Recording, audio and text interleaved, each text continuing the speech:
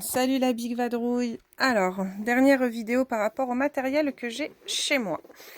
Du coup, donc on va passer là encore. Allez, non, on se fait l'équipement du cavalier encore. Évidemment, il y aura d'autres choses, hein. Là, j'ai pris juste ce que j'ai acheté spécifiquement là pour ça.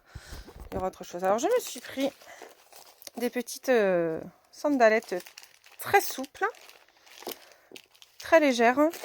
Il y a même encore le ticket de caisse, quoi. On peut vraiment les prendre, les plier en deux, parce que bon, j'ai acheté également des chaussures de randonnée, dont je vais me servir pour monter également.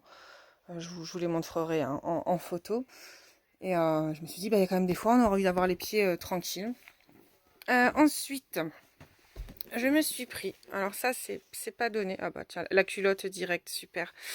Tout un assortiment de vêtements en laine de mérinos. Ça date d'hier, c'est pour ça il y a encore toutes les étiquettes aussi. Moi j'ai tendance à garder parce que si jamais je dois rendre, on peut rendre assez longtemps chez Decat. Donc voilà, je me suis permis. Voilà. Donc il y a un débardeur, un t-shirt manche longue, un legging et pour l'instant une seule culotte parce qu'il faut voir le budget. Hein, c'est pas donné. Ceux de Decathlon sont abordables, mais ça reste 40 € le legging, 50 € le t-shirt manche longue. Mais voilà, le mérinos, moi je ne l'ai pas encore testé. Ça paraît très fin comme ça, mais ça a vraiment des capacités de régulation thermique autant pour le chaud que le froid.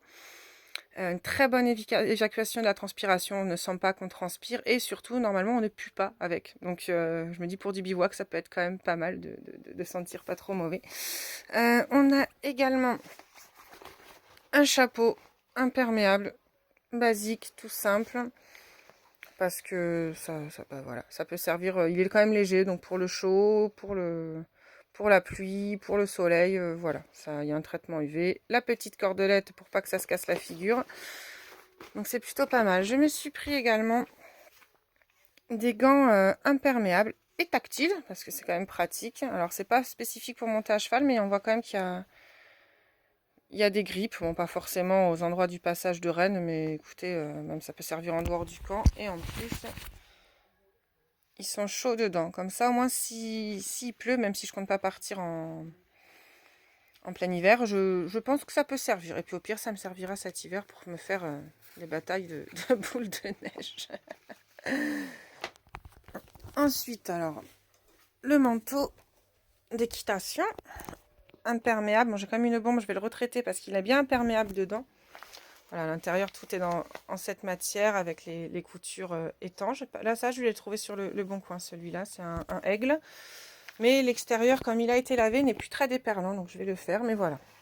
Spécial équitation. Donc, voilà, c'est ouvert ici. Il y a les sangles pour passer les jambes à l'intérieur. Et une belle capuche qu'on peut rentrer aussi. Et j'ai regardé que quand je porte ça, j'ai le bas des jambes qui est quand même mouillé. Alors j'ai des pantalons à paire ou des surpantalons, mais j'ai pas forcément envie de m'encombrer avec ça. Donc je me dis que si j'ai ça déjà, ça peut être pas mal. Et je me suis pris du coup des guêtres de rando imperméables qu'on peut mettre par-dessus. Parce que je ne pense pas randonner forcément en pantalon d'équitation, mais plutôt en pantalon de rando, parce que je vais être beaucoup plus à pied de toute façon.